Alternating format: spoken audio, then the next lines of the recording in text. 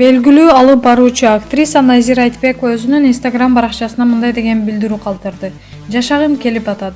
Тентек кылып, каткырып, жыргап, даамын татып, рахат алып, кумарланып, сүйүп, бакытка тунуп максималдуу түрдө көкүрөк толо дем алып, мекенимдин койнунда тоолоруна суктанып, шыңгыр үнүн угуп суунун чымчыктары менен жарышып, гүлүн жыттап, чөбүнө оонап жатып, бийик теректерди тиктеп, асманын кулачымды жайып, баркын сезип, өөп жыттап жашагым келип атат.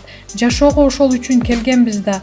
Таттуусун тат, арысындуу, көпөлөгү бол, гүлдөн гүлгө кон, чымчыгы бол, шаңшып сайра, балыгы бол, суусунда сүз. Жаратылыштын ар бир бөлүгүндө барбыз. Жаратылыш менен айкалышып, журулушуп, сүңүп турсак, сонун эмеспи?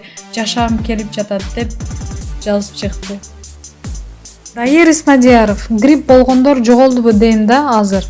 Ырчы Дайыр Исмадияров грипп оорусу боюнча өзүнүн өзгөчө оюн айтты. Мен бир таң калыштуу нерсени байкадым. Жыл сайын бул убакта жеңил кийинип алгангабы айтор 2-3 жолу грипп болуп ооруйт элем.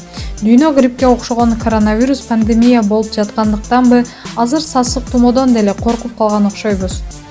Бир да жолу оорубадым, Кудайга шүгүр, таң калыштуу. Грипп болгондор жоголдубу дейм да азыр. Чындап эле байкап көрсөңүз, мурда өзүңбү же тааныштарыңбы бирөө дайыма грипптин кайгысы менен жүрүшөт эле, сыркоолоп калыпмын деп. Ал эми азыр анткендер жок же оорусса да айтпай жатышабы деп коем, деп пикирин бөлүштү ырчы.